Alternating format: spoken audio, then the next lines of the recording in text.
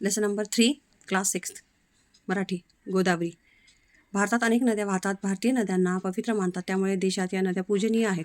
गोदावरी नदी देखील पवित्र असून तिचे भौगोलिक महत्त्व आहे. भौगोलिक जियोग्राफिकल महत्त्व इम्पॉर्टेंस. भारत में बहुत सारी नदियां हैं और वो पवित्र मानी जाती है, पूजनीय है. उनमें से ही एक गोदावरी नदी भी है और उसका एक जियोग्राफिकल इम्पॉर्टन्स भी है. दक्षिण भारतातील व आपल्या महाराष्ट्रातील सर्वात मोठी नदी गोदावरी. ती दख्खनच्या पठारावर पश्चिम घाटापासून पूर्व घाटापर्यंत वाहून पुढे बंगालच्या उपसागरास मिळते. महाराष्ट्रातील नव्हे तर भारतातील गंगा नदीच्या खालोखाल ही एक पवित्र नदी मानली जाते. तिला दक्षिण भारताची गंगा असे म्हणतात.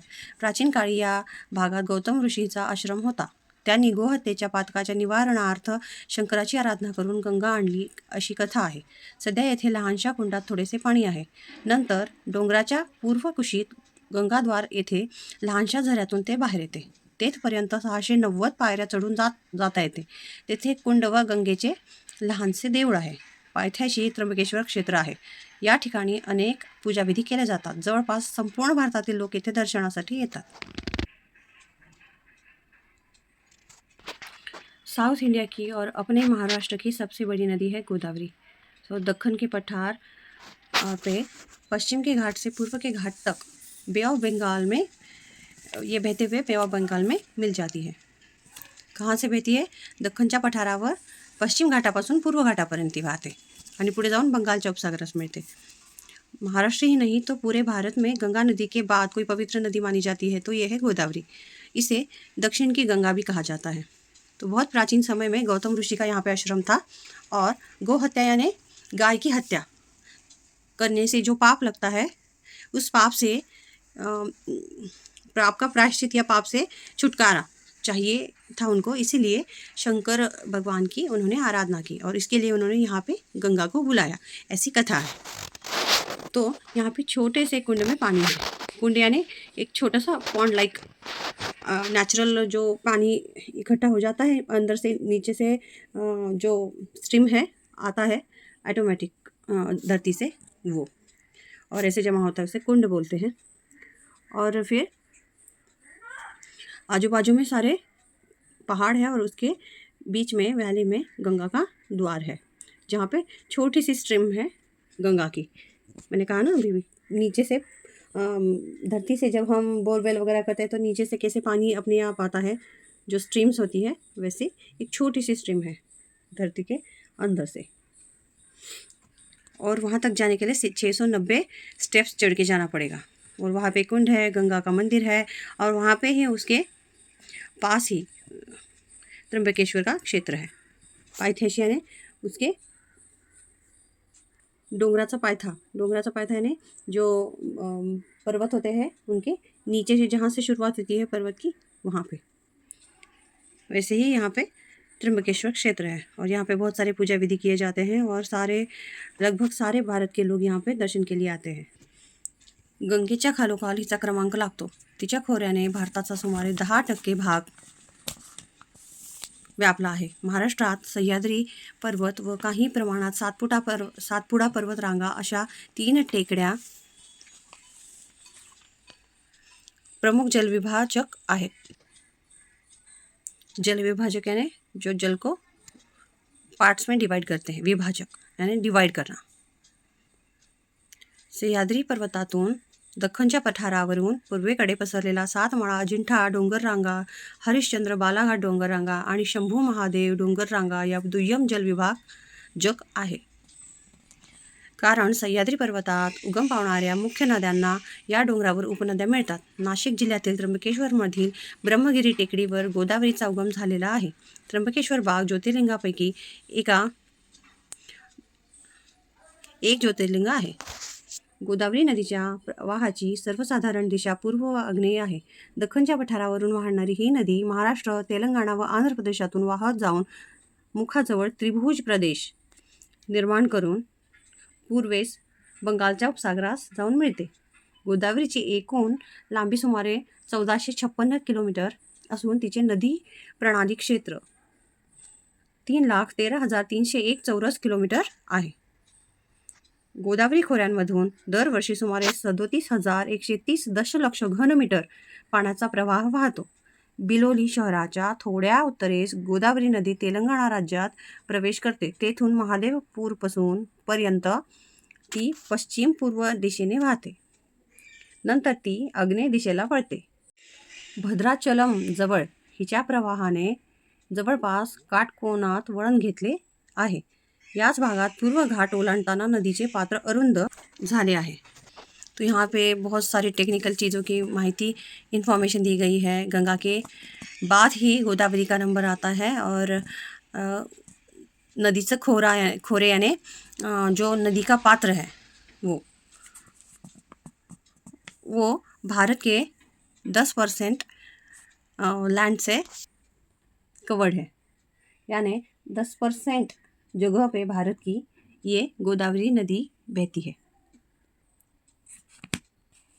तो महाराष्ट्र में सह्याद्री पर्वत और कुछ सातपुड़ा पर्वत और उनकी श्रृंखला, ऐसी 3 प्रमुख टेकड़ियाँ जल विभाजक है. उस नदी के जल को विभाजती हैं यानी बांटती हैं.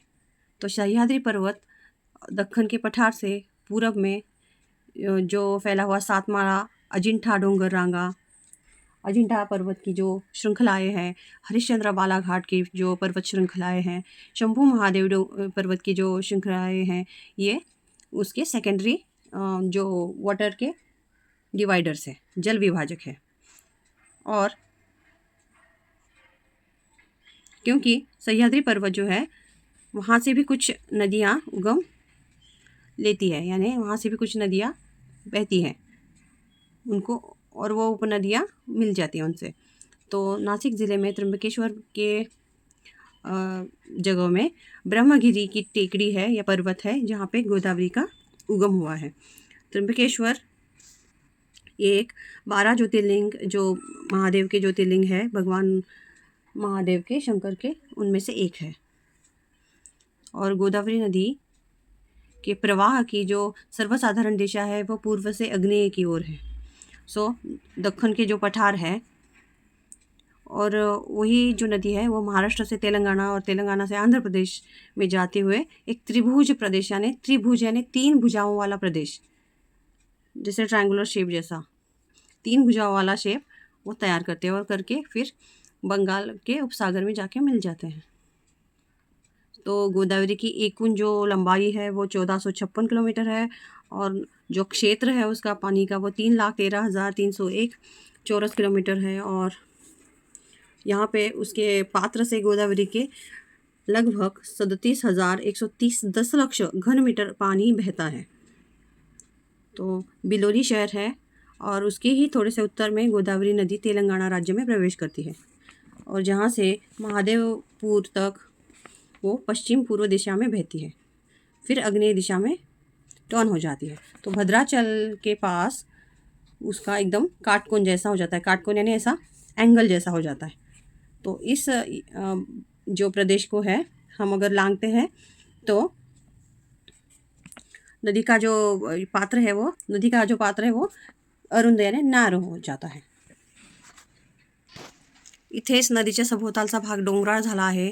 हा भाग ओलांडून नदी परत मैदानी भागात येते. राजमुंदरीच्या थोड्या दक्षिणेस नदीच्या 2 शाखा होतात. पूर्वेकडील शाखा गौतमी गोदावरी व पश्चिमेकडील शाखा वशिष्ठी गोदावरी या नावाने ओळखल्या जातात. या दोन्ही शाखांनी गोदावरी बंगालच्या उपसागरास मिळते. तो ये जो भद्राचलम के पास जब उसका एंगल बन जाता है यानी वो पूर्व पश्चिम दिशा में थोड़ी सी बहती है, उसके बाद आग्नेय दिशा में टर्न हो जाती है और उसके वजह से एक एंगल तैयार हो जाता है. तो वो पूर्व का जो घाट है वो उसको क्रॉस करते हैं हम, तो उसका पात्र नैरो हो जाता है और उसके आजू बाजू का जो प्रदेश है वो बहुत ही वहाँ पे बहुत सारी हिल्स है और माउंटेन्स है. तो यहाँ से फिर वो मैदान में बहने लगती है. इस प्रदेश को वो लांग के मैदान में बहने लगती है और उसके बाद राजमुंदरी ये जगह से वो दक्षिण की ओर 2 नदियों में डिवाइड हो जाती है. उसमें से एक जो पूर्व की तरफ जाती है वो है गौतमी गोदावरी और जो पश्चिम की तरफ जाती है वो है वशिष्ठी गोदावरी. और ये दोनों फिर आगे जाके बंगाल के उपसागर में मिल जाती है. गोदावरी नदीला दोन्ही तीरांवर मोठ्या उपनद्या येऊन मिळतात. नाशिकपासून दक्षिणेस सुमारे 24 किमी अंतरावर उजव्या तीरावर तिला दारणा नदी मिळते. पुढे या तीरावर तिला नेवासे शहराजवळ प्रवरा मुठेचा संयुक्त प्रवाह येऊन मिळतो.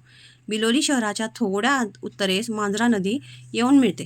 डाव्या तीरावर तिला प्रथम नांदेडजवळ दिंडोरी जवळून वाहत येणारी कडवा नदी मिळते.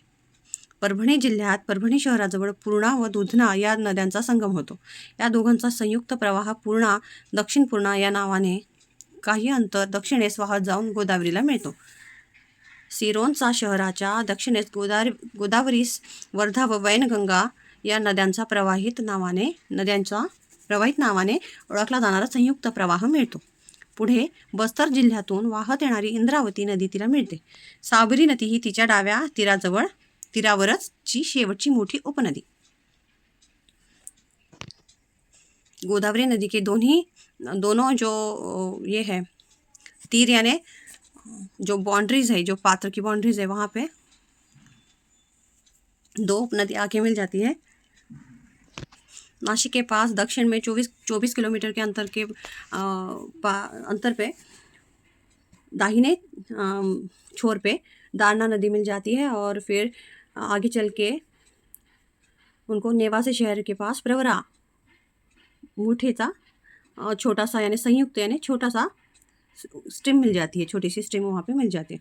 उसके बाद बिलोली शहर के उत्तर में मांजरा नदी वहाँ पे मिल जाती है. और फिर लेफ़्ट वाले छोर पे वहाँ पे फर्स्ट तो उनको नांदेड़ के पास दिंडोरी के पास कड़वा नदी मिलती है. उसके बाद परभणी जिला में परभणी शहर के पास पूर्णा और दुधना ये दो नदियों का संगम वहाँ पे हो जाता है, मिल जाती हैं. तो दोनों का ये जो छोटा सा संयुक्त सा प्रवाह है उसे पूर्णा या दक्षिण पूर्णा इस नाम से बोला जाता है. और कुछ अंतर के बाद वो दक्षिण में बहती जाती है और गोदावरी से मिलती है. तो सिरोंचा शहर के पास भी दक्षिण में गोदावरी को वर्धा व वैनगंगा या दो नदियों का प्रवाह मिलता है. ये छोटी सी स्ट्रीम से उनको भी मिल जाती है. उसके बाद आगे चल के बस्तर जिले में बहने वाली इंद्रावती नदी भी वहाँ पे मिल जाती है. उसके बाद साबरी नदी भी मिलती है, वो लेफ्ट छोर पे. और इसकी वजह से ही ये जो इसका पात्र है गोदावरी नदी का इतना आगे चल के बड़ा हो जाता है और पानी इसका इतना ज़्यादा बहता है, क्योंकि बहुत सारी नदियाँ यहाँ पे मिली हुई है, उपनदियाँ आके बीच बीच में मिली हुई है, और जिसकी वजह से पानी बढ़ता जाता है. तो ये कैसे याद रखेंगे, इसकी इन्फॉर्मेशन, क्वेश्चन आंसर्स ये आगे देखते हैं. दक्षिण उत्तर, पवित्र अपवित्र, पाप पुण्य, दुय्यम प्राथमिक, सर्वसाधारण विशेष, लांबी रुंदी, निवारण करणे, उपाय शोधणे, आराधना करणे, प्रार्थना करणे, संगम होणे, मिलन होणे. प्रवाह वचन बदला आहे. पायरी पायऱ्या, पात्र पात्रे, शाखा शाखा. प्राचीन काळी या भागात गौतम ऋषीचा आश्रम होता. डोंगराच्या पूर्व कुशीत गंगाद्वार येथे लहानशा झऱ्यातून ते बाहेर येते. बिलोली शहराच्या थोड्या उत्तरेस गोदावरी नदी तेलंगणा राज्यात प्रवेश करते. पूर्व घाट ओलांडताना नदीचे पात्र अरुंद झाले आहे. दोन्ही शाखांनी गोदावरी बंगालच्या उपसागरास मिळते. बरोबर की चूक? दक्षिण भारतातील व आपल्या महाराष्ट्रातील सर्वात मोठी नदी गोदावरी आहे. बरोबर. गोदावरीला दक्षिण भारताची गंगा म्हणतात. बरोबर. गंगाद्वाराच्या पायथ्याशी ओंकारेश्वर हे ज्योतिर्लिंग आहे. चूक. त्र्यंबकेश्वर आहे. राजमुंदरीच्या थोड्या उत्तरेस नदीच्या 2 शाखा आहेत. चूक. गोदावरी नदीला दोन्ही तीरांवर मोठ्या उपनद्या मिळतात. बरोबर. खालील आकडे गोदावरीच्या संदर्भातील काय माहिती सांगतात? 690 पायऱ्या कुणाच्या आहेत? गंगाद्वार येथे. 24 किलोमीटर उजव्या तीरावर दारणा नदी. 1456 किलोमीटर लांबी आहे. 3,13,301 चौरस किलोमीटर नदी प्रणाली क्षेत्र आहे. 37,130 दशलक्ष घनलिटर पाण्याचा प्रवाह. गोदावरी बंगालच्या उपसागरास कशी मिळते? गोदावरी दख्खन पठारावर पश्चिम घाटापासून पूर्व घाटापर्यंत वाहून बंगालच्या उपसागराला मिळते. गौतम ऋषींनी गंगा का आणली? गोहत्येच्या पातकाच्या निवारणार्थ शंकराची आराधना करून गौतम ऋषींनी गंगा आणली. गोदावरीच्या खोऱ्याने किती भाग व्यापला आहे? गोदावरीच्या खोऱ्याने सुमारे 10% भाग व्यापला आहे. गोदावरीचा उगम कोठे झाला आहे? सह्याद्री पर्वत, नाशिक जिल्ह्यात त्र्यंबकेश्वर ब्रह्मगिरी टेकडीवर गोदावरीचा उगम झाला आहे. गोदावरीने कोणत्या भागात त्रिभुज प्रदेश तयार केला आहे? गोदावरीने महाराष्ट्र, तेलंगणा व आंध्र प्रदेश वाहत जाऊन दख्खन पठाराच्या मुखाजवळ त्रिभुज प्रदेश तयार केला आहे. गोदावरीच्या शाखा कोणत्या नावाने ओळखल्या जातात? गोदावरीच्या शाखा पूर्वेकडील गौतमी गोदावरी व पश्चिमेकडील वशिष्ठी गोदावरी या नावाने ओळखल्या जातात. परभणी जिल्ह्यात कोणत्या नद्यांचा संगम होतो? परभणी जिल्ह्यात पूर्णा व दुधना नद्यांचा संगम होतो. खालील प्रश्नांची थोडक्यात उत्तरे द्या.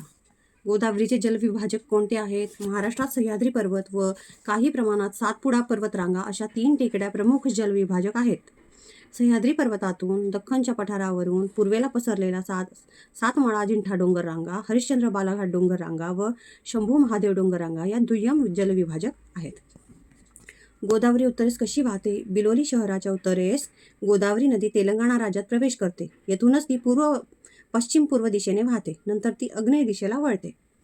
गोदावरीला कोणकोणत्या उपनद्या येऊन मिळतात? गोदावरीला दारणा नदी, प्रवरा मुठेचा संयुक्त प्रवाह, मांजरा नदी, कडवा नदी, पूर्वा व दुधना नद्यांचा संयुक्त प्रवाह, वर्धा व वैनगंगा नद्यांचा संयुक्त प्रवाह, इंद्रावती नदी व साबरी नदी या उपनद्या येऊन मिळतात.